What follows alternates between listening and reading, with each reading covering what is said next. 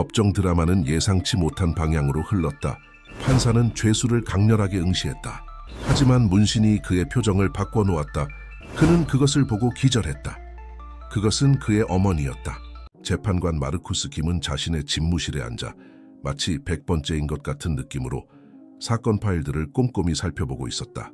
오후의 햇살이 베네치안 블라인드를 통해 긴 그림자를 만들며 그의 마호가니 책상 위로 줄무늬 모양의 빛을 드리웠다. 55세의 나이에 소금과 후추를 뿌린 듯한 머리카락과 철제태 안경을 쓴 그는 20년간의 판사 경력의 무게를 짊어진 모습이었다. 그러나 오늘은 뭔가 달랐다. 아침부터 그를 괴롭히는 미묘한 불안감이 있었다. 사건 자체는 간단해 보였다.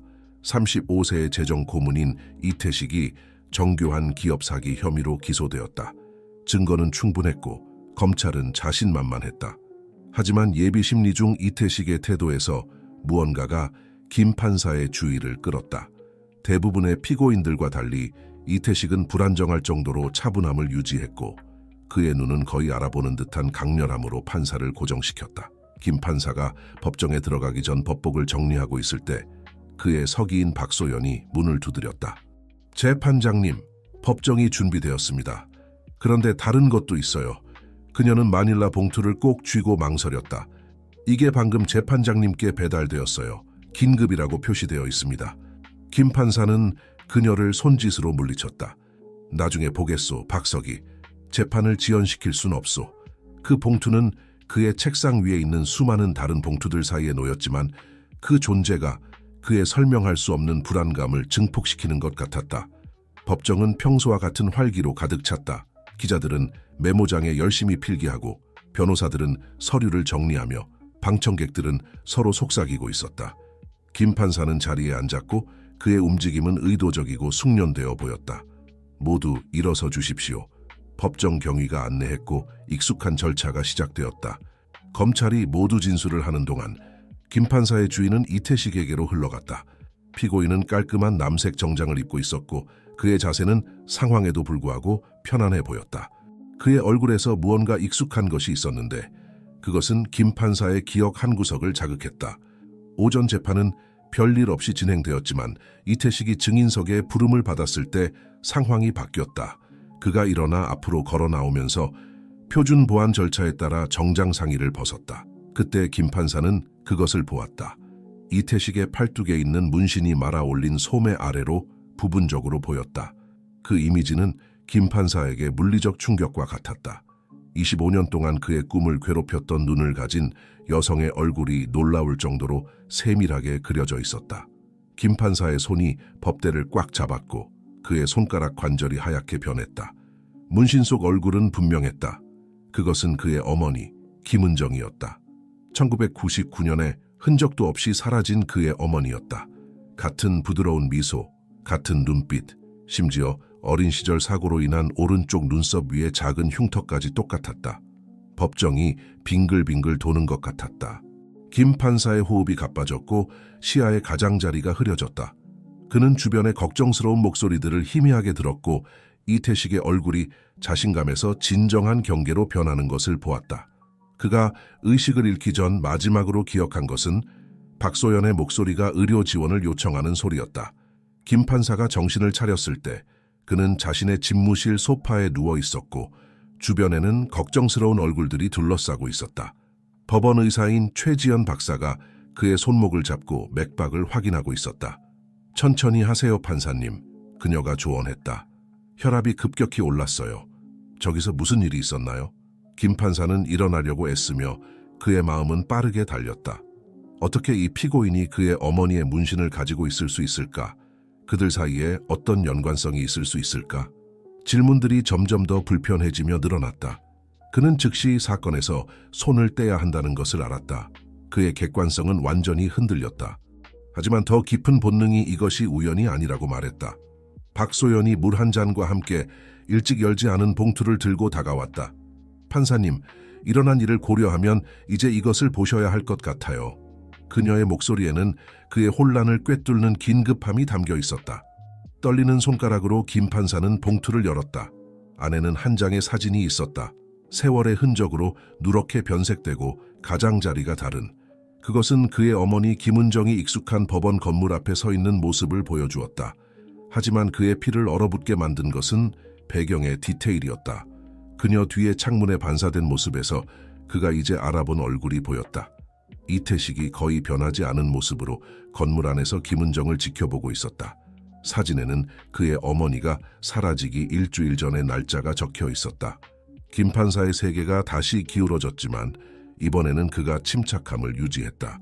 25년 동안의 질문들이 갑자기 초점을 가지게 되었고 그의 법정에 앉아있는 사람 안에 구체화된 실마리가 생겼다. 사기 사건은 이제 파차대, 그들을 함께 모은 잔인한 우주의 농담처럼 보였다. 박석희, 그가 말했다. 그의 목소리는 내면의 혼란에도 불구하고 안정적이었다. 이태식에 대해 우리가 가진 모든 것을 가져오세요. 아무리 작은 것이라도 모든 세부 사항을. 그는 잠시 멈추고 다시 사진을 살펴보았다. 그리고 이 봉투를 누가 배달했는지 알아내세요.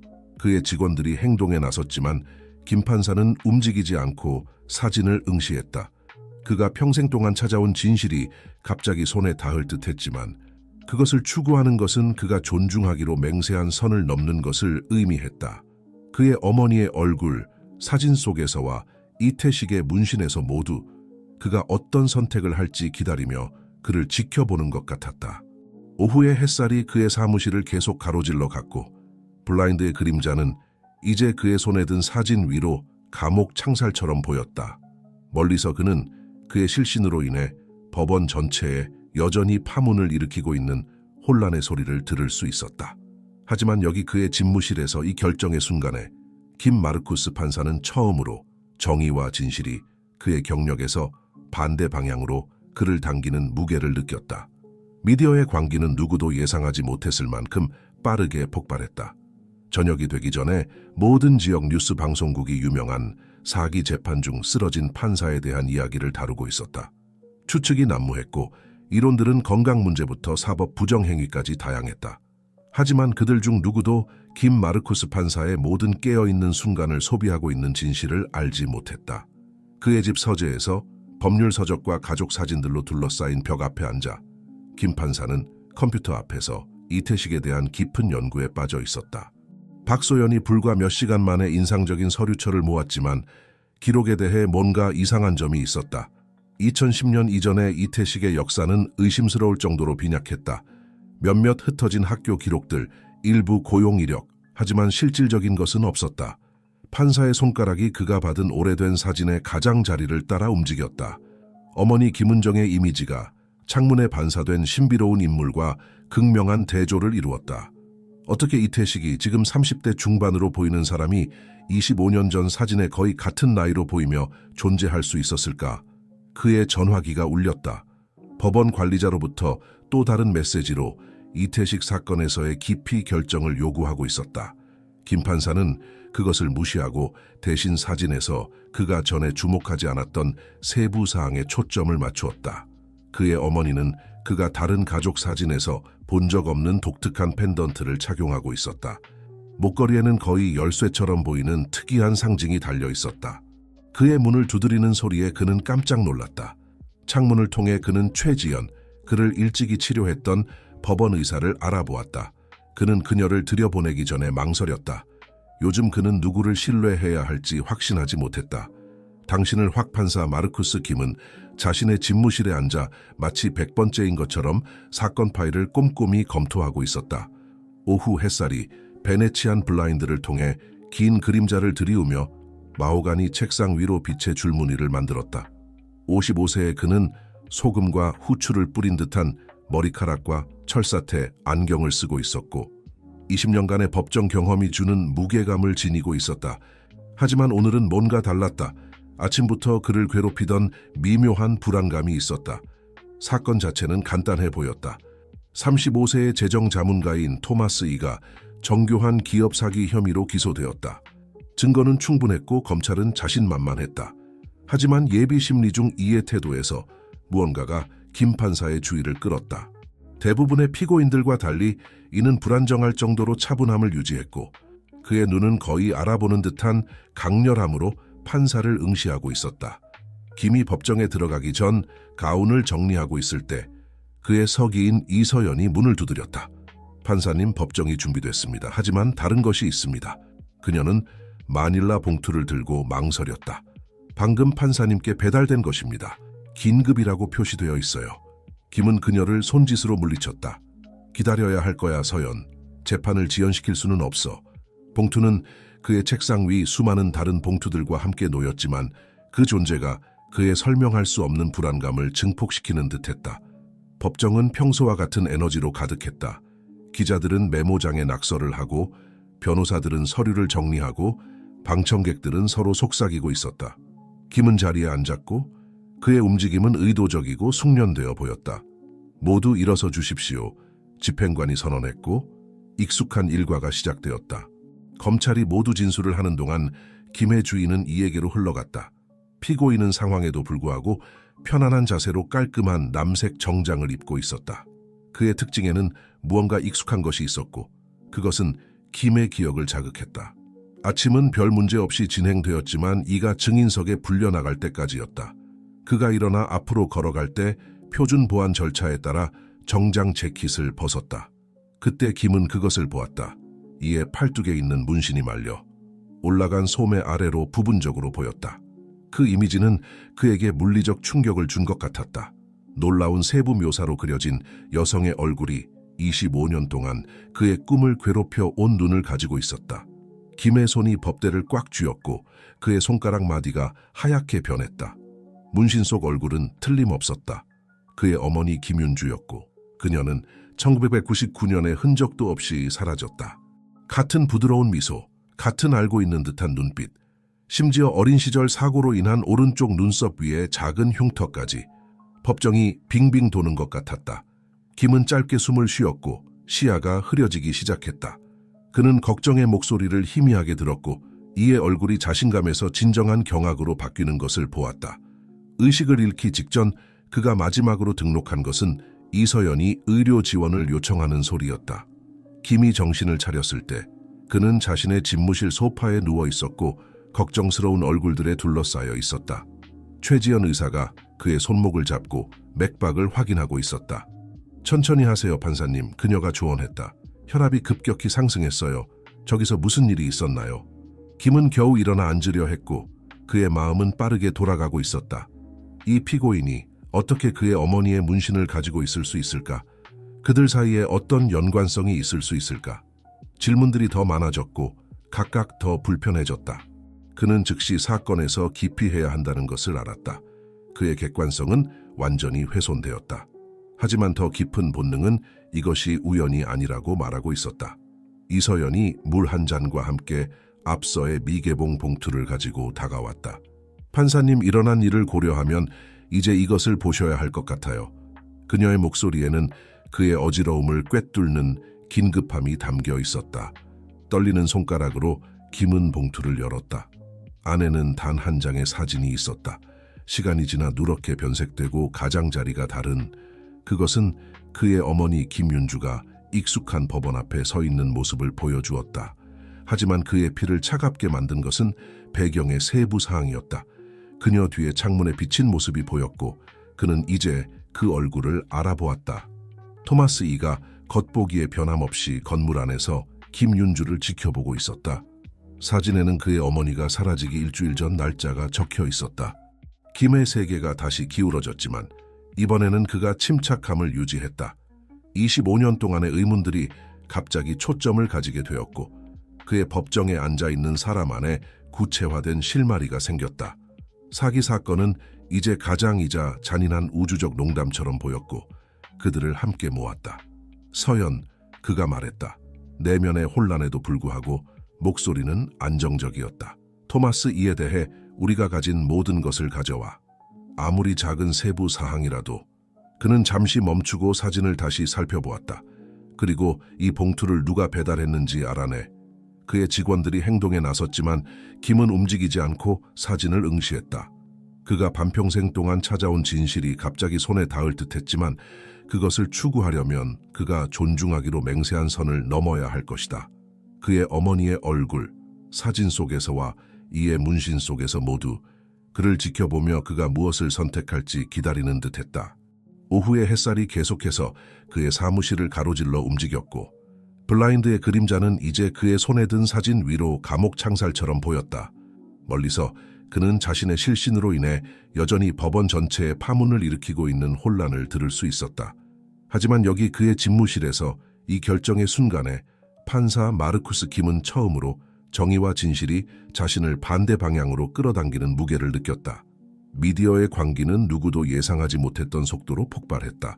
저녁까지 모든 지역 뉴스 방송국이 유명한 사기 재판 중 실신한 판사의 이야기를 다루었다. 추측이 난무했고 이론들은 건강 문제부터 사법 부정 행위까지 다양했다. 하지만 그들 중 누구도 이제 판사 마르쿠스 김의 모든 깨어있는 순간을 소비하고 있는 진실을 알지 못했다. 그의 집 서재에서 법률 서적과 가족 사진으로 둘러싸인 벽에 둘러싸여 김은 컴퓨터 앞에 앉아 토마스 이에 대한 깊은 연구에 빠져 있었다. 이서연은 불과 몇 시간 만에 인상적인 서류 묶음을 편집했지만 기록에 대해 뭔가 이상한 점이 느껴졌다. 2010년 이전의 이의 역사는 의심스럽게 희박했다. 몇몇 흩어진 학교 기록들, 일부 고용 이력, 하지만 실질적인 것은 없었다. 판사의 손가락이 그가 받은 오래된 사진의 가장자리를 따라 움직였다. 그의 어머니 김윤주의 이미지는 창문에 반사된 신비로운 인물과 스타크 대조를 이루었다.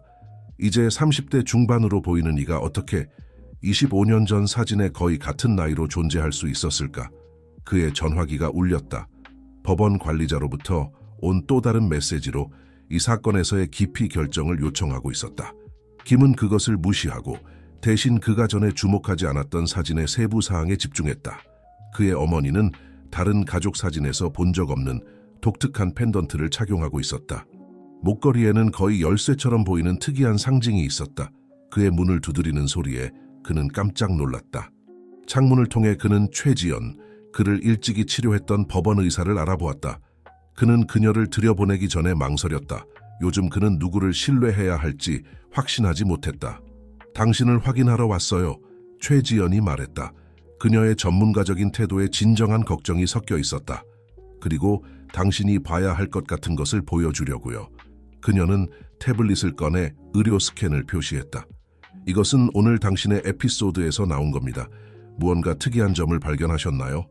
김 판사는 이미지를 연구했지만 그의 법률 훈련으로는 의료 해석에 적합하지 않았다. 정확히 무엇을 보고 있는 건지 모르겠습니다. 여기 이 패턴들을 보세요. 그녀가 여러 영역을 가리켰다. 이것은 단순한 실신이 아니었음을 보여줍니다. 당신의 뇌 활동은 인식 트라우마의 징후를 보였습니다. 깊이 묻혀있던 기억을 촉발하는 무언가를 보는 것에 대한 심리적 반응입니다. 김 판사는 가죽 의자에 무겁게 앉았다. 무엇의 기억이죠? 그게 바로 핵심입니다. 최지연이 앞으로 몸을 기울였다. 그녀의 목소리를 낮추며 당신의 의료 기록에 따르면 25년 전 어머니의 실종 직후에 비슷한 에피소드를 경험했습니다. 패턴이 거의 동일합니다. 김 판사의 마음은 그 끔찍했던 시간으로 돌아갔다. 어머니가 사라진 후 며칠은 대부분 흐릿했지만 병원에서 혼란스럽고 방향 감각을 잃은 채 깨어났던 것은 기억났다. 의사들은 그것을 스트레스와 슬픔 때문이라고 했지만 지금은 더 있습니다. 최지연이 계속했다. 오래된 의료 파일을 꺼내며 조금 조사를 해봤어요. 당신을 그때 치료했던 의사 제임스 모리슨 박사. 그가 자신의 메모에 흥미로운 것을 적었어요. 그는 당신이 무의식 상태에서 계속 한 문구를 반복했다고 언급했습니다. 열쇠는 그녀의 미소에 있다. 김 판사의 눈이 책상 위의 사진으로 휙 향했다. 어머니의 부드러운 미소로, 그녀의 목에 걸린 열쇠 모양의 펜던트로. 그는 아직 완전히 파악할 수 없는 연결성을 느꼈다.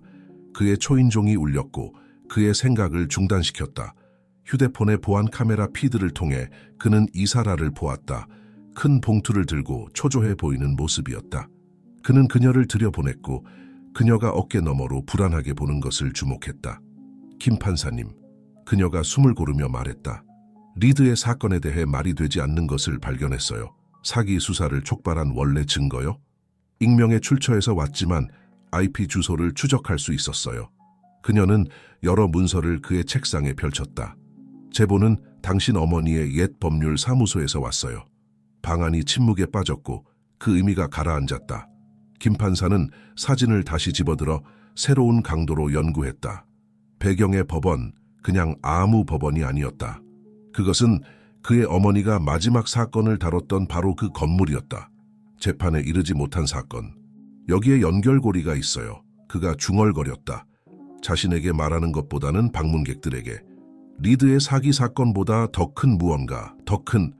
그는 사진 구석에서 무언가를 발견하자 말을 멈췄다. 그림자에 숨겨져 거의 보이지 않는 곳에 또 다른 인물이 있었다. 그가 알아본 사람.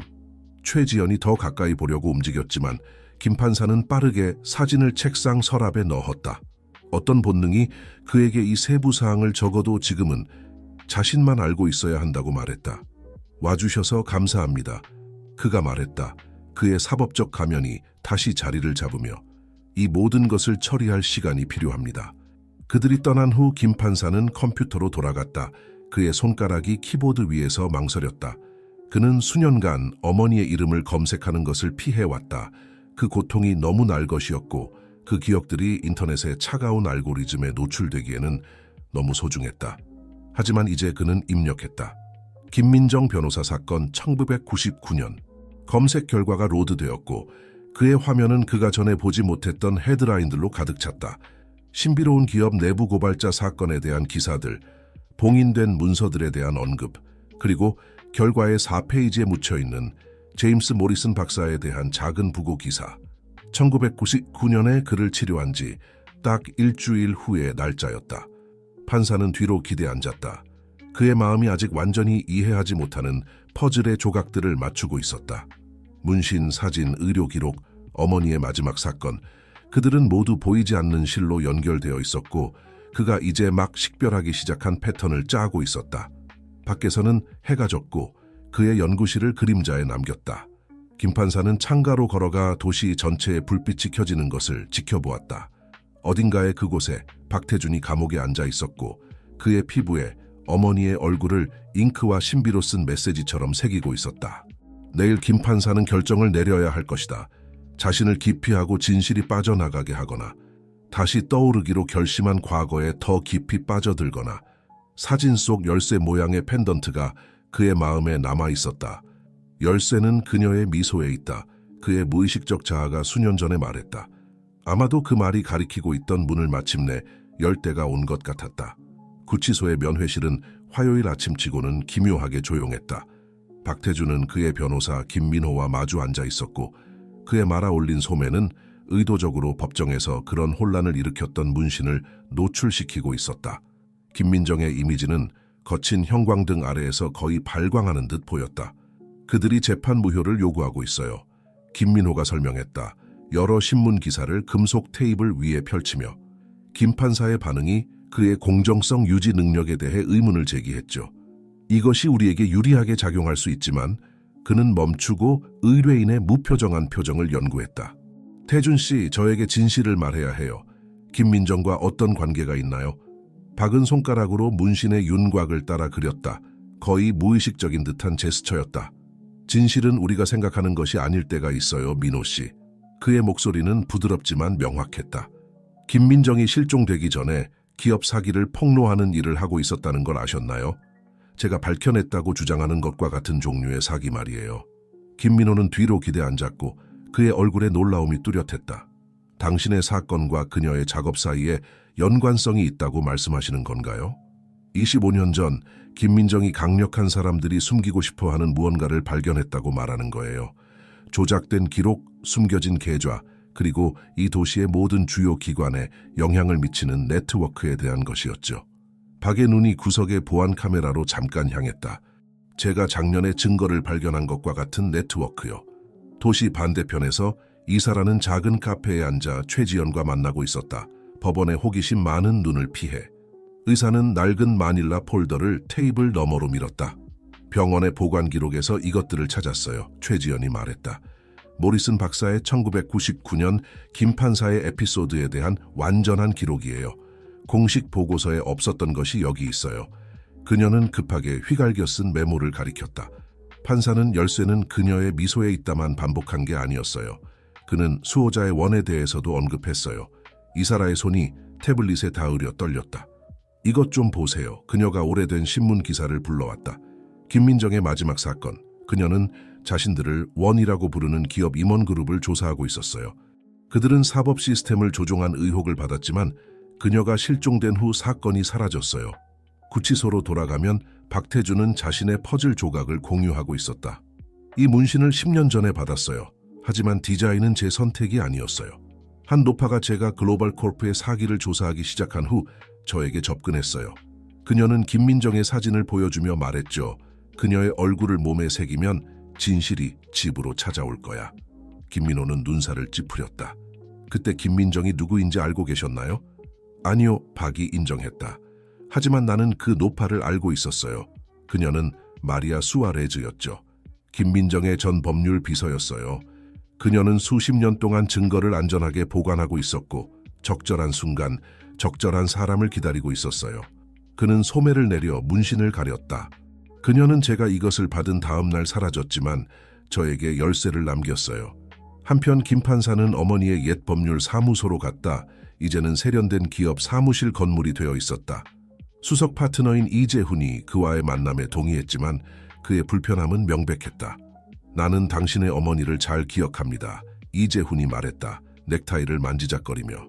훌륭한 변호사였죠. 아마도 자신의 선을 위해서는 너무 훌륭했을 겁니다. 그녀는 다른 사람들이 놓치는 연결고리를 보는 방식이 있었죠.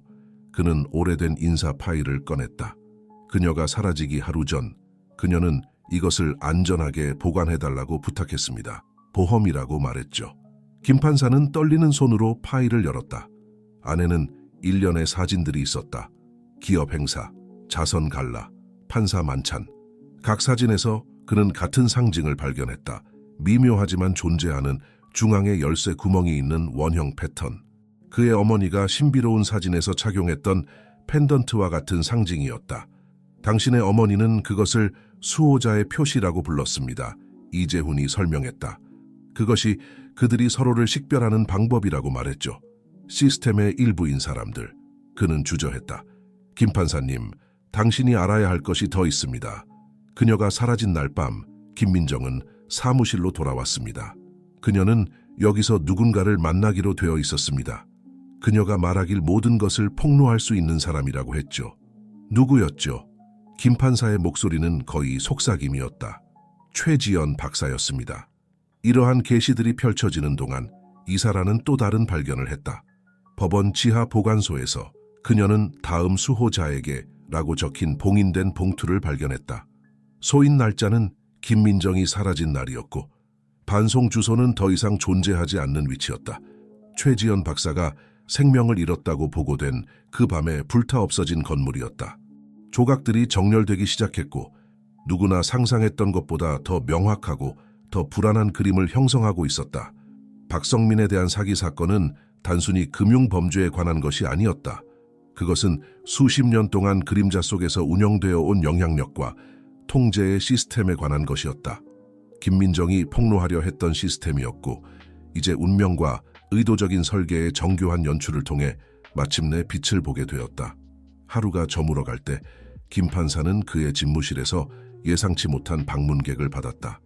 마리아 수아레즈, 이제 80대지만 여전히 눈빛이 날카로운 그녀가 그의 문간에 서 있었다. 25년 동안 당신에게 이것을 주기를 기다려왔어요. 그녀가 말했다. 작은 상자를 내밀며. 안에는 펜던트가 있었다. 그의 어머니가 사진에서 착용했던 것과 동일한 것이었다. 당신의 어머니는 단순한 피해자가 아니었어요. 마리아가 부드럽게 말했다. 그녀는 진실의 수호자였고 이제 당신이 그것이 정말로 무엇을 의미하는지 이해할 때가 되었어요. 마리아 수아레즈의 풍화된 손이 펜던트의 원형 패턴을 따라 그렸고 그녀의 눈은 기억에 잠겨 있었다. 그녀와 김 판사는 그의 서재에 앉아 있었고 저녁 빛이 수십 년의 비밀 위로 긴 그림자를 드리우고 있었다. 펜던트는 거의 초현실적인 존재감으로 빛났고 그 표면에는 오래된 사진들에서 나타났던 것과 동일한 정교한 열쇠 구멍 패턴이 새겨져 있었다. 수호자들은 당신이 생각하는 것과는 달랐어요. 마리아가 시작했다. 그녀의 나이에도 불구하고 목소리는 안정적이었다. 그들은 비밀 결사나 자경단이 아니었어요. 그들은 양심적인 사람들이었죠. 판사들, 변호사들, 언론인들, 의사들, 전통적인 방법이 실패했을 때 시스템 내에서 진실과 정의를 보호하기 위해 일하는 사람들이었어요. 그녀는 펜던트를 김 판사의 손바닥에 올려놓았다. 당신의 어머니는 그들 중 가장 헌신적인 사람 중 하나였어요. 김 판사는 펜던트를 살펴보며 그 무게를 느꼈다. 물리적으로도 상징적으로도. 어머니는 왜 저에게 말씀하지 않으셨나요? 당신을 보호하기 위해서였죠. 마리아가 대답했다. 서클은 폭력이 아닌 영향력을 조작함으로써 작동했어요. 그들은 협박을 통해 판사들을 통제했고 경력에 대한 위협을 통해 변호사들을 통제했으며 경제적 압력을 통해 언론인들을 통제했죠. 김민정은 그들의 네트워크가 누구나 상상했던 것보다 더 깊이 뿌리내리고 있다는 것을 발견했어요. 도시의 모든 주요 기관에까지 퍼져 있었죠. 도시 반대편에서 이사라는 작은 식당에서 박성민의 누나인 박지현과 만나고 있었다. 그녀의 동생과는 달리 박지현은 감정을 솔직하게 드러냈고 그녀의 손은 커피잔을 만지작거리며 말을 이어갔다. 성민은 마리아를 만난 후 변했어요. 박지현이 설명했다. 그는 항상 재무 고문으로서 윤리적이었지만 그 만남 이후에는 더 큰 무언가를 밝히는 것에 집착하게 되었어요.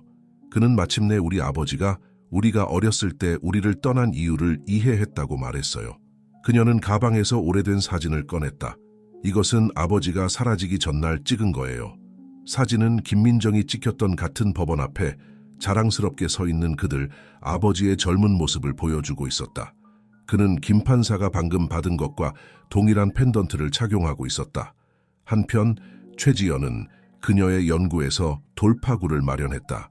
병원 기록은 최지연 박사가 보고된 대로 사고로 사망한 것이 아니라는 것을 보여주었다. 그녀는 화재가 난 밤 초에 박사가 개인 의료시설에 입원했다가 다른 이름으로 퇴원한 것을 암시하는 봉인된 의료 파일을 발견했다. 그의 구치소 감방에서 박성민은 일기에 글을 쓰고 있었다. 그의 조사에 대해 기억하는 모든 것을 문서화하고 있었다. 서클은 단순히 두려움을 통해 통제하지 않아요. 그는 썼다. 그들은 현실의 대체 버전을 만들어내요. 그들은 진실 자체를 유동적이고 믿을 수 없는 것처럼 보이게 만들어요. 하지만 그들은 김민정이 그들의 약점을 발견할 줄은 몰랐죠. 모든 것을 기록으로 남기려는 그들의 필요성이었어요. 김 판사는 그의 서재에 앉아 마리아가 계속해서 과거를 밝히는 것을 들었다. 펜던트는 단순한 상징이 아니에요. 그녀는 설명했다. 그것은 그들의 시스템을 이해하는 열쇠예요. 김민정은 서클이 모든 것에 대해 두 가지 기록을 유지한다는 것을 발견했어요. 공개 버전과 진실이요. 그녀는 그들의 아카이브를 찾아냈지만 그것을 해독하기 위해 도움이 필요했죠. 최지연 박사, 김 판사가 속삭였다. 조각들이 제자리에 맞춰지고 있었다. 마리아가 고개를 끄덕였다. 그는 단순한 의사가 아니었어요. 그는 여러 주요 금융기관을 위해 일했던 암호학자였죠. 그는 서클이 의료 기록을 사용하여 그들의 실제 활동을 숨기고 있다는 것을 발견했어요. 환자 이송, 정신과 입원, 의료 휴가 모두 사법체계의 주요 인물들을 조작하기 위한 위장이었죠. 이사라의 조사는 그녀를 법원 지하실에서 놀라운 발견으로 이끌었다. 오래된 파일 캐비닛 패널 뒤에서 그녀는 원형 열쇠 구멍이 있는 숨겨진 문을 발견했다. 그 상징은 펜던트와 정확히 일치했다. 이러한 계시들이 펼쳐지는 동안 이재훈은 그의 법률 사무소에서 결정을 내렸다. 그는 25년 동안 열리지 않았던 금고를 열었고 수호자 프로토콜이라고 표시된 두꺼운 파일을 꺼냈다. 안에는 김민정의 자필로 쓰여진 서클의 방법에 대한 상세한 설명이 있었다. 서클의 진정한 힘은 김민정이 썼다. 그들이 숨기는 것이 아니라 사람들이 진실을 찾는 것을 두려워하게 만드는 데 있습니다. 그들은 현실을 엿본 사람들조차 자신의 판단을 의심하게 만들 정도로 복잡한 의심의 거미줄을 만들어냅니다. 김 판사의 서재로 돌아와서 마리아는 그녀의 가방에서 이상하게 오래된 모습의 노트북을 꺼냈다. 이것은 당신 어머니의 것이었어요. 그녀가 말했다.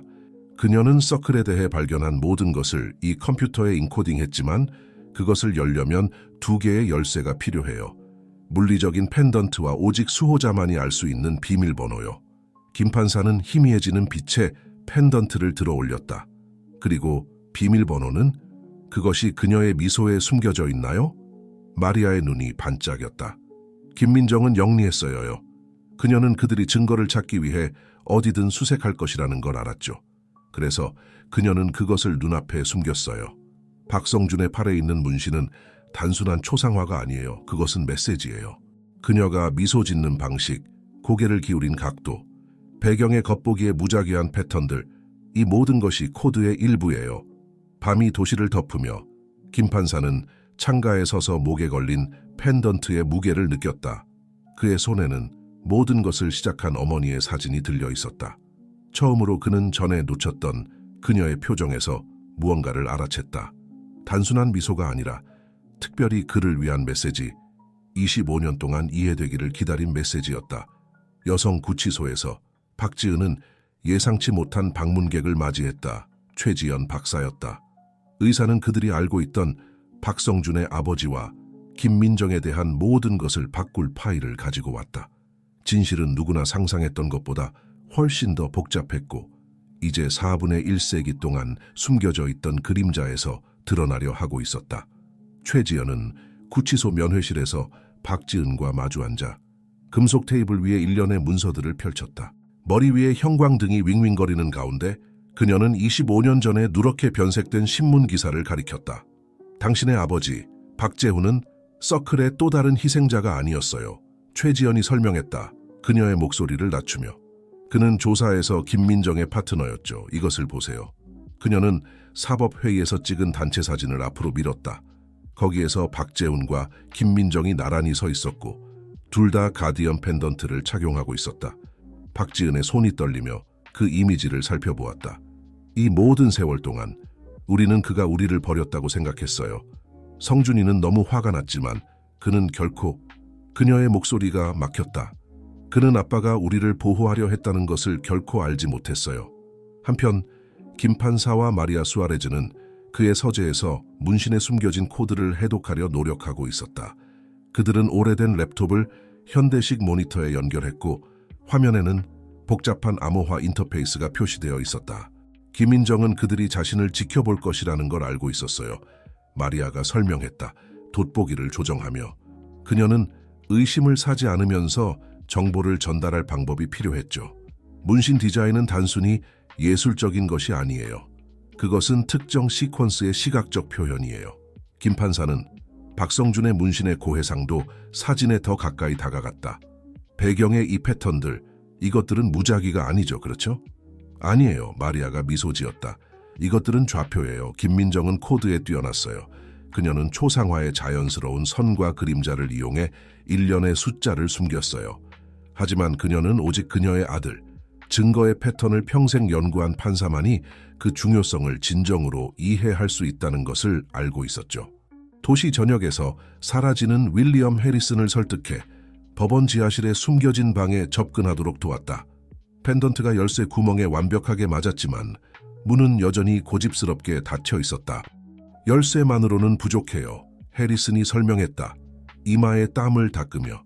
가디언들은 모든 것에 이중 장치를 만들었어요. 김민정은 항상 진실은 여러 증인을 필요로 한다고 말했죠.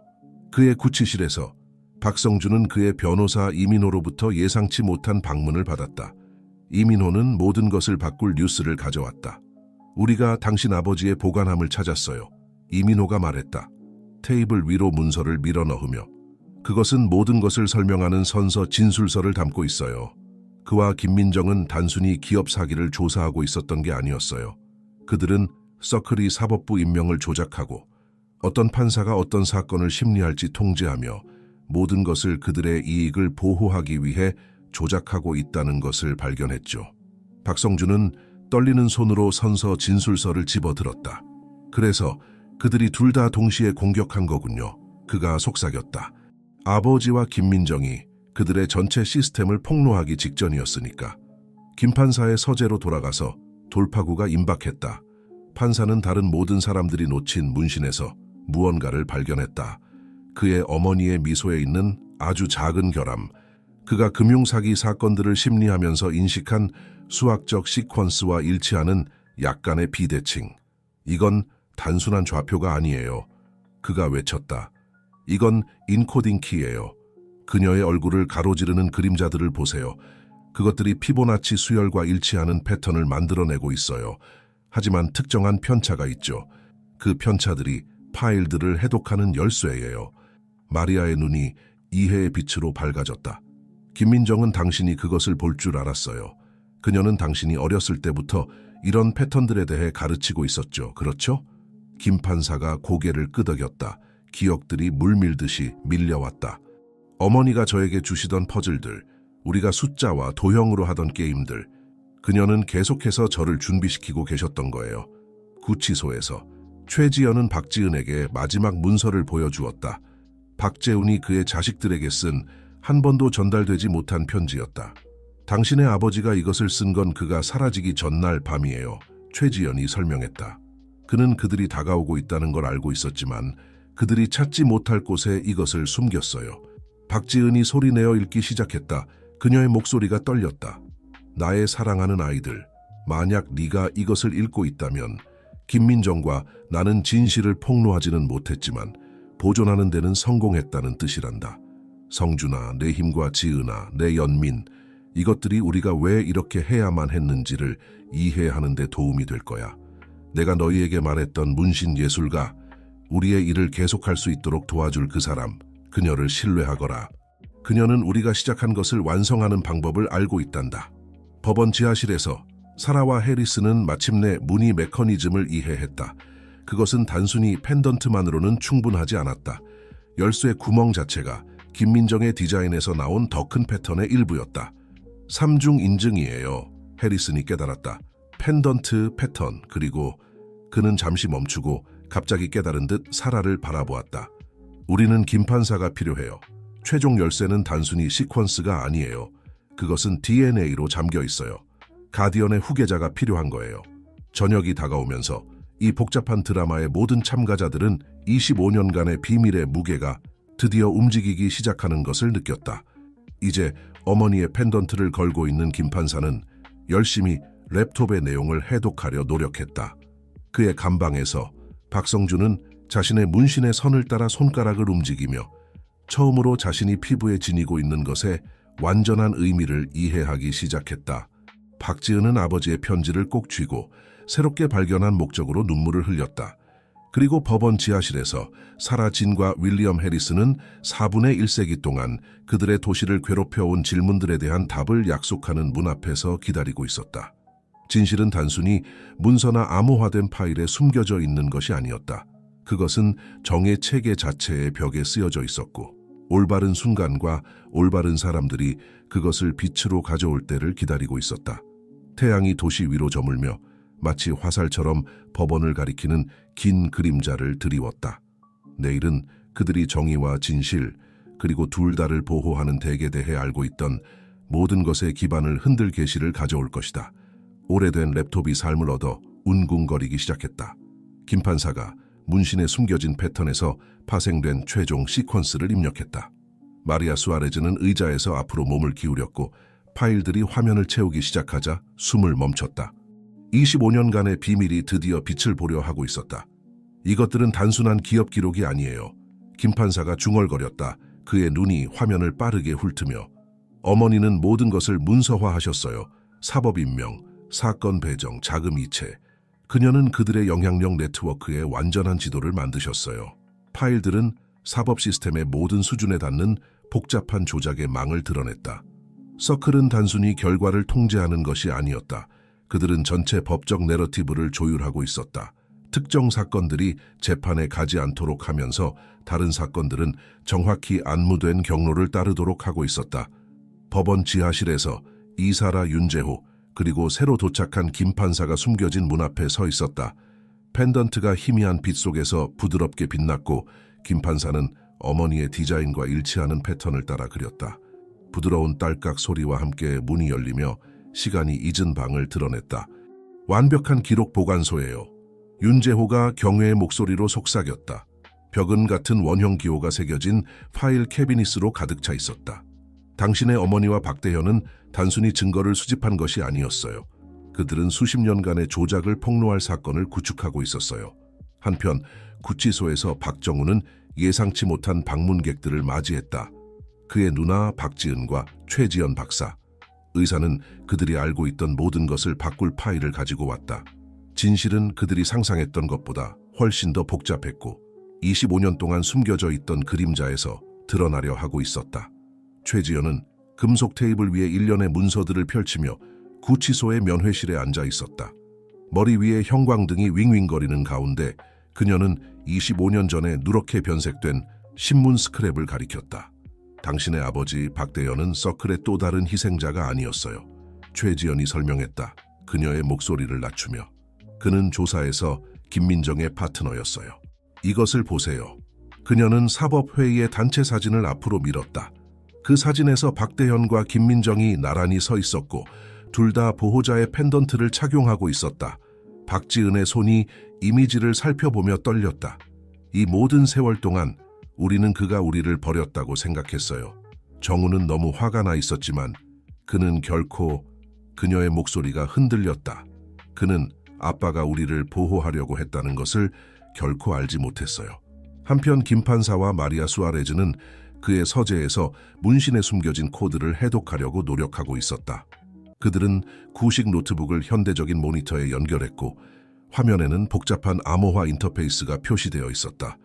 김민정은 그들이 그녀를 감시하고 있다는 것을 알고 있었어요. 마리아가 설명했다. 그녀의 읽기 안경을 조정하며 그녀는 의심을 불러일으키지 않으면서 정보를 전달할 방법이 필요했어요. 문신 디자인은 단순히 예술적인 것이 아니에요. 그것은 특정 시퀀스의 시각적 표현이에요. 김 판사는 박정우의 문신의 고해상도 사진에 더 가까이 다가갔다. 배경의 이 패턴들, 이것들은 무작위가 아니죠. 그렇죠? 아니에요. 마리아가 미소 지었다. 그것들은 좌표예요. 김민정은 코드에 뛰어났어요. 그녀는 초상화의 자연스러운 선과 그림자를 사용해 일련의 숫자를 숨겼어요. 하지만 그녀는 오직 그녀의 아들, 평생 증거의 패턴을 연구한 판사만이 그 중요성을 진정으로 이해할 수 있다는 것을 알고 있었어요. 도시 전역에서 이사라는 윤재호를 설득해 법원 지하실에 숨겨진 방에 접근하도록 도왔다. 펜던트는 열쇠 구멍에 완벽하게 맞았지만 문은 여전히 고집스럽게 닫혀 있었다. 열쇠 이상의 것이 필요해요. 윤재호가 설명했다. 이마에서 땀을 닦으며. 보호자들은 모든 것의 중복성을 구축했어요. 민정은 항상 진실은 여러 증인이 필요하다고 말했어요. 그의 구금실에서 박정우는 그의 변호사인 이민호의 예상치 못한 방문을 받았다. 그는 모든 것을 바꾸는 소식을 가져왔다. 우리는 당신 아버지의 금고를 찾았어요. 이민호가 말했다. 테이블 너머로 문서를 밀며. 그것은 모든 것을 설명하는 선서 진술서를 포함하고 있어요. 그와 김민정은 단순히 기업 사기를 조사하고 있었던 것이 아니었어요. 그들은 서클이 사법 인명을 조작하고 어떤 판사가 어떤 사건을 맡을지 통제하고 모두 그들의 이익을 보호하기 위해 하고 있다는 것을 발견했어요. 박정우는 떨리는 손으로 진술서를 집어들었다. 그래서 그들이 둘 다 동시에 공격한 거군요. 그가 속삭였다. 아빠와 민정 이모가 그들의 전체 시스템을 폭로할 뻔했기 때문에. 김 판사의 서재로 돌아가서 돌파구가 임박했다. 판사는 다른 모든 사람들이 놓친 문신에서 무언가를 발견했다. 그의 어머니의 미소에 있는 작은 불완전함, 그가 금융사기 사건들을 처리하면서 인식한 수학적 시퀀스와 일치하는 약간의 비대칭. 단순한 좌표가 아니에요. 그가 외쳤다. 그것은 인코딩 키예요. 그녀의 얼굴을 가로지르는 그림자들을 보세요. 그것들은 피보나치 수열과 일치하는 패턴을 만들어요. 하지만 특정한 편차가 있어요. 그 편차들이 파일들을 해독하는 열쇠예요. 마리아의 눈이 이해의 빛으로 밝아졌다. 김민정은 당신이 그것을 볼 줄 알았어요. 그녀는 당신이 어렸을 때부터 이런 패턴들에 대해 가르치고 있었죠. 그렇죠? 김 판사는 고개를 끄덕였고 기억들이 밀려왔다. 그녀가 저에게 주곤 했던 퍼즐들, 우리가 숫자와 모양으로 했던 게임들.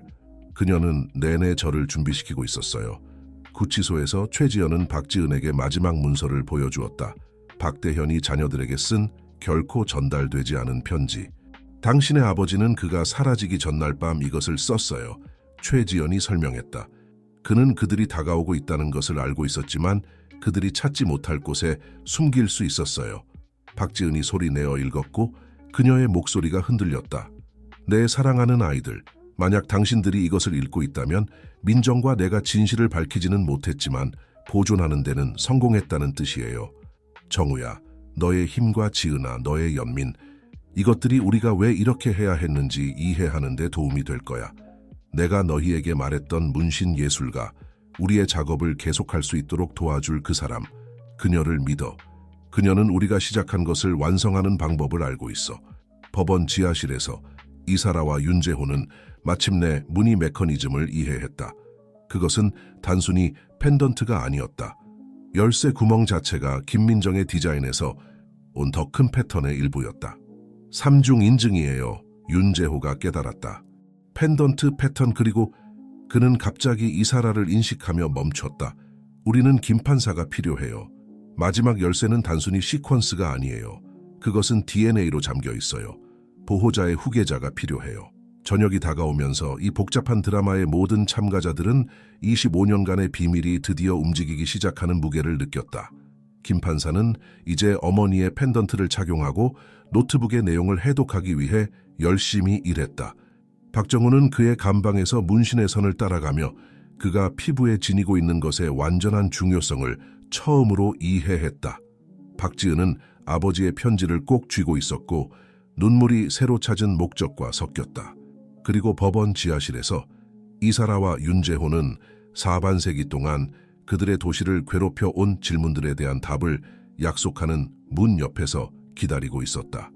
진실은 단순히 문서나 암호화된 파일에 숨겨져 있는 것이 아니었다.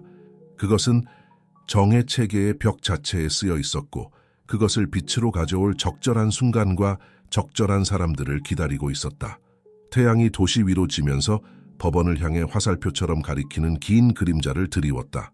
내일은 그들이 정의, 진실, 그리고 둘 다를 보호하는 대가에 대해 알고 있다고 생각했던 모든 것의 기초를 흔들 계시를 가져올 것이다. 고대의 노트북이 김 판사가 문신에 숨겨진 패턴에서 도출한 최종 시퀀스를 입력하자 삶을 얻었다. 마리아 수아레즈는 의자에서 앞으로 몸을 기울이며 숨을 멈췄고 파일들이 화면에 나타나기 시작했다. 25년 동안의 비밀이 드러나려 하고 있었다. 이것들은 단순한 기업 기록이 아니에요. 김 판사가 중얼거렸다. 그의 눈이 화면을 빠르게 훑으며 어머니는 모든 것을 문서화하고 계셨어요. 사법 임명, 사건 배정, 재정 이전. 그녀는 그들의 영향력 네트워크의 완전한 지도를 만드셨어요. 파일들은 사법 시스템의 모든 수준에 닿는 복잡한 조작의 웹을 보여주었다. 서클은 단순히 결과를 통제하는 것이 아니었다. 그들은 전체 법적 내러티브를 조율하고 있었고 특정 사건들이 재판에 이르지 못하게 하면서 다른 사건들은 정확히 안무된 경로를 따르도록 하고 있었다. 법원 지하실에서 최지연, 윤상현, 그리고 새로 도착한 김 판사가 숨겨진 문 앞에 서 있었다. 펜던트가 희미한 빛 속에서 부드럽게 빛났고 김 판사는 그의 어머니의 디자인과 일치하는 패턴을 따라 그렸다. 부드러운 클릭 소리와 함께 문이 열리며 시간이 잊은 방을 드러냈다. 이것은 완전한 아카이브예요. 윤상현이 속삭였다. 그의 목소리에 경외감이 묻어났다. 벽은 그들이 조사 전반에 걸쳐 보았던 동일한 원형 상징을 지닌 파일 캐비닛으로 가득 차 있었다. 당신의 어머니와 김대원 씨는 단순히 증거를 수집한 것이 아니었어요. 그들은 세대에 걸친 조작을 폭로할 사건을 구축하고 있었어요. 한편 구치소에서 박형식은 예상치 못한 방문객들을 맞이했다. 그의 여동생 박지은과 최지연 박사. 의사는 그들 사이의 테이블에 DNA 검사 결과를 올려놓았다. 우리는 비교 검사를 했어요. 최지연이 부드럽게 말했다. 당신의 아버지인 김대원 씨와 김민정 씨, 그들은 단순히 조사의 파트너가 아니었어요. 그녀는 잠시 멈추며 함의가 스며들게 했다. 그들은 형제자매였어요. 이계시는 박 형제자매에게 물리적인 힘으로 다가왔다. 그래서 문신이 당신을 불렀던 거예요. 박지은이 그녀의 오빠에게 속삭였다. 당신은 단순히 조사의 상징이 아닌 우리 이모의 이미지를 지니고 있었던 거예요. 아카이브 방으로 돌아가서 김 판사는 모든 것을 바꾸는 무언가를 발견했다. 수호자의 상징으로 표시된 서랍에서 그는 어린 시절부터 그의 어머니와 김대원 사이의 일련의 편지들을 발견했다. 그들은 위탁 보호에서 분리되었어요. 김 판사가 소리내어 읽었다. 그의 목소리에 감정이 가득했다. 그들은 수년 후에 서로를 찾았고 둘 다 법률 분야에 진출했다는 것을 알게 되었어요. 그들은 부패로부터 사법 시스템을 보호하기 위해 함께 일하기로 맹세했어요. 방법론적으로 문서를 촬영하던 최지연이 갑자기 외쳤다. 김 판사님, 이것 좀 보세요. 그녀는 김민정의 마지막 사건에서 나온 법률 요약서를 들어 올렸다. 서클은 단순히 시스템을 조작한 것이 아니었어요. 그들은 그것을 사용해 잠재적인 내부 고발자들을 식별하고 억압했어요. 그들은 그들의 운영을 폭로할 수 있는 위협으로 간주되는 사람들의 목록을 가지고 있었어요. 그리고 내 어머니와 삼촌이 그 목록의 맨 위에 있었군요. 김 판사는 깨달았다. 세대를 초월한 비밀의 무게가 그를 짓누르는 것을 느끼며 그의 감방에서 박형식은 자신의 역할의 진정한 중요성을 이해하기 시작했다. 내 대한 사기 사건, 그가 박지은과 최지연에게 말했다. 그것은 단순히 금융범죄에 관한 것이 아니었어요. 그들은 내가 누구인지 알고 있었어요. 우리가 누구인지. 그들은 내가 아버지와 김민정 이모가 시작한 일을 마치는 것을 막으려고 했던 거예요. 여전히 김 판사의 연구실에서 노트북의 내용을 살펴보던 마리아 수아레즈는 추가적인 보안 계층으로 암호화되어 있던 비디오 파일을 발견했다. 그들이 마침내 그것을 열었을 때 김민정의 얼굴이 화면을 가득 채웠다. 그녀의 실종 며칠 전에 녹화된 것이었다. 민서가 내 아들아, 녹화가 시작되었다. 만약 네가 이것을 보고 있다면 너는 이미 진실의 많은 부분을 발견했을 거야. 수호자의 서클은 비밀 결사가 되려고 한 것이 아니었어. 그것은 정의를 부패시키려는 사람들로부터 보호하기 위해 헌신한 사람들의 네트워크였어. 하지만 서클이 침투하여 그 목적을 왜곡시켰고 우리 자신의 방법을 우리에게 대항해 사용했어. 비디오는 계속되며 김민정과 김대원이 서클의 궁극적인 계획을 어떻게 발견했는지 밝혔다. 완전히 통제된 사법 시스템을 만드는 것. 모든 중요한 사건이 미리 결정되고 모든 판사가 조심스럽게 조작되며 모든 결과가 그들의 이익을 보호하도록 설계된 시스템을 만드는 것이었다. 밤이 찾아오자 이 세대를 넘나드는 드라마의 다양한 플레이어들은 자신들이 법원으로 다시 끌려오는 것을 발견했다. 김 판사, 박형식과 박지은, 최지연, 윤상현, 그리고 마리아 수아레즈는 아카이브 방에 모였고 25년간의 진실을 위한 투쟁의 증거들에 둘러싸여 있었다. 당신이 봐야 할 것이 하나 더 있어요. 마리아가 말했다. 그녀의 가방에서 최종 문서를 꺼내며. 김민정 씨가 이것을 나에게 맡겼어요. 모든 조각이 제자리에 있을 때만 전달하라고요. 그녀는 수호자의 상징이 새겨진 봉인이 있는 봉투를 김 판사에게 건넸다. 안에는 도시의 지도가 있었고 문신의 패턴과 일치하는 위치들이 표시되어 있었다. 하지만 그 이상으로 그것은 지침을 포함하고 있었다. 서클 자신의 시스템을 그들에게 대항하여 사용하는 방법, 그들의 신중하게 구축된 영향력의 웹을 그들의 노출을 위한 도구로 바꾸는 상세한 계획이었다. 당신의 어머니와 아버지는 우리에게 단순히 증거를 남긴 것이 아니에요. 마리아가 설명했다. 그들 모두를 바라보며. 그들은 그들이 시작한 일을 마무리하는 방법에 대한 청사진을 남겼어요. 하지만 그들은 그것이 우리 모두를 필요로 할 것이라는 것을 알고 있었어요. 판사, 금융 전문가, 조사관, 의사, 그리고 기록 보관자, 진실을 밝히기 위해 함께 일하는 것을. 그들이 지도와 그 함의를 연구하면서 그들은 김민정과 김대원이 그들의 실종 이후에도 모든 것을 조율했다는 것을 깨달았다. 문신 계류 중인 사기 사건, 숨겨진 아카이브, 모든 것이 25년 전에 시작된 계획의 일부였고 적절한 순간과 적절한 사람들이 그것을 실현시키기를 기다리고 있었다. 진실은 오랜 동면에서 깨어났지만 진정한 도전은 아직 앞에 있었다. 그들은 증거를 가지고 있었고 계획도 있었지만 수십 년간의 체계적인 조작을 폭로하는 것은 단순히 문서와 증언 이상의 것을 필요로 할 것이었다. 그것은 김민정과 김대원이 정의를 위해 모든 것을 희생할 수 있게 한 그런 종류의 용기를 필요로 할 것이었다. 이른 아침 햇살이 법원을 비추기 시작했을 때 김 판사는 그의 법정의 긴급 회의를 소집했다. 갤러리는 신비로운 박 사건의 발전에 대한 소문에 이끌린 기자들로 가득 차 있었다. 하지만 지금 펼쳐질 일은 누구의 예상도 뛰어넘을 것이었다. 우리가 진행하기 전에 김 판사가 시작했다. 그의 목소리는 그가 하려는 일의 무게에도 불구하고 안정적이었다. 저는 이 사건뿐만 아니라 우리 사법 시스템의 바로 그 기초에 관해 밝혀진 특정 불규칙성들을 다루어야 합니다. 그는 그의 어머니의 펜던트를 들어 올려 빛에 비추었다. 이 상징은 약속을 나타냅니다. 어떤 대가를 치르더라도 진실과 정의를 보호하겠다는 약속입니다. 피고인석에서 박형식은 차분히 앉아 있었고 김민정의 문신이 그의 팔에 보였다. 그의 여동생 박지은은 이제 최지연과 함께 갤러리에 앉아 있었고 의사의 손을 꽉 잡고 있었다. 그들은 모두 무엇이 다가오고 있는지 알고 있었다. 그들은 이 순간을 위해 밤새 준비했었다. 최지연은 그녀의 일반적인 서기 자리에 위치해 있었고 방법론적으로 문서들을 법원 기록에 입력하기 시작했다. 아카이브 방에서 나온 수백 페이지의 문서들. 각각 수십 년간의 조작 이야기를 전하기 위해 신중하게 선택된 것들이었다. 윤상현은 추가적인 증거를 준비하고 있었고 모든 문서의 진위성을 확인할 그의 증언을 준비하고 있었다. 재판장님, 검사가 중단하며 일어섰다. 이 비정상적인 절차에 반대해야 합니다. 박 씨에 대한 사기 사건은 간단 명료하고. 그런가요? 김 판사의 질문이 칼날처럼 공기를 가르며 날아왔다. 그는 버튼을 눌렀고 법정 스크린이 살아나며 김민정의 노트북 내용을 표시했다. 그렇다면 지난 25년간 특정 사건들이 왜 특정 판사들에게 배정되었는지, 왜 특정 증거들이 억압되었는지, 왜 특정 증인들이 갑자기 증언을 바꿨는지에 대해 이야기해 봅시다. 마리아 수아레즈는 앞줄에 앉아 조용히 미소 지었다. 그녀는 이 진실들을 수십 년간 보호하며 이 정확한 순간을 기다려왔다. 이제 그녀는 판사, 피고인, 그리고 증인들이 협력하여 서클의 신중하게 구축된 허상을 풀어내는 것을 지켜보았다.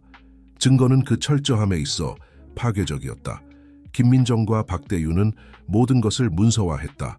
미묘한 위협들, 조작된 배정들, 판사들과 변호사들에게 가해진 전략적 압박들. 하지만 그 이상으로 그들은 서클의 근본적인 약점을 문서화했다. 합법성의 외관을 유지해야 할 필요성. 서클은 그들의 힘이 정보를 통제하는 데 있다고 믿었습니다.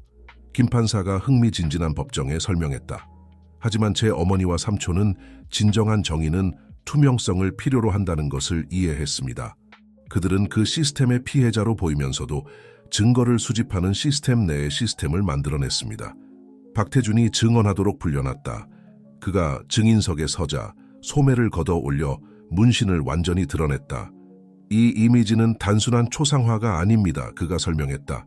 이것은 부패가 얼마나 깊은지 이해하기 위한 열쇠입니다. 모든 그림자, 모든 선은 특정 사건들, 특정 판사들, 정의의 특정한 조작에 대한 정보를 담고 있습니다. 법정 스크린은 문신에 숨겨진 패턴에 대한 복잡한 분석을 표시했고 이는 법원 기록과 금융거래와 겹쳐졌다. 최지연은 서클이 어떻게 의료시설을 이용해 그들의 활동을 숨겼는지 보여주는 의료기록을 제시했다. 조수연은 서클의 이익에 모두 기여한 겉보기에 관련 없어 보이는 사건들 간의 연결을 입증했다. 하지만 진정으로 법정을 충격에 빠뜨린 것은 윤상현의 증언이었다. 김민정의 옛 법률사무소의 선임 파트너로서 그는 수년간 서클에 의해 모르는 사이에 이용당해왔다. 이제 그는 그들이 어떻게 정교한 법률 행정관과 법원 관리들의 네트워크를 통해 사건 배정을 조작했는지 밝혔다. 그들은 평행한 사법 시스템을 만들어냈습니다. 윤상현이 후회로 가득한 목소리로 설명했다. 겉으로는 모든 적절한 절차를 따르는 것처럼 보이지만 실제로는 사적 이익을 섬기는 시스템이었죠. 하지만 김민정과 박대유는 그 동일한 시스템을 이용해 진실을 문서화하고 폭로할 방법을 찾아냈습니다. 아침이 지나갈수록 증거는 쌓여갔다. 금융기록은 영향력의 패턴을 보여주었다. 법원 문서들은 사건 배정의 체계적인 조작을 드러냈다. 의료기록은 서클이 어떻게 건강 응급 상황과 정신과적 구금을 이용해 잠재적인 내부 고발자들을 침묵시켰는지 폭로했다. 하지만 가장 강력한 순간은 마리아 수아레즈가 김민정의 최후의 증거 조각을 제시했을 때였다. 그녀의 실종 직전에 녹화된 비디오 증언이었다. 김민정의 얼굴이 스크린에 나타나자 법정은 침묵에 빠졌다. 나는 위험을 알면서 이 녹화를 합니다. 김민정의 목소리가 25년을 뛰어넘어 선명하게 울렸다. 서클은 그들이 두려움과 조작을 통해 정의를 통제할 수 있다고 믿습니다. 하지만 그들은 근본적인 무언가를 잊었습니다. 진실은 스스로 빛으로 나아갈 방법을 찾는다는 것을.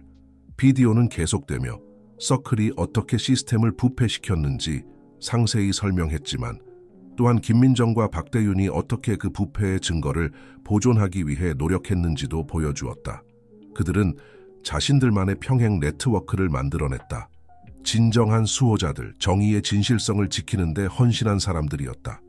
아침 세션이 끝나갈 무렵 김 판사는 전례 없는 발표를 했다. 이 법정은 잠시 휴정할 것입니다. 그동안 저는 대법원장과 연방당국과 만날 예정입니다. 다시 모일 때 우리는 서클의 영향을 받은 모든 사건을 검토하는 과정을 시작할 것입니다. 법원 밖에서는 기자들이 전례 없는 폭로에 대한 기사를 쓰기 위해 분주히 움직였다. 안에서는 김 판사의 작은 그룹이 그의 집무실에 모였다. 그들은 중요한 전투에서 승리했지만 정의를 위한 전쟁은 아직 끝나지 않았음을 알고 있었다. 그들은 이것을 막으려 할 것입니다. 박태준이 창밖으로 늘어나는 미디어 서커스를 보며 경고했다.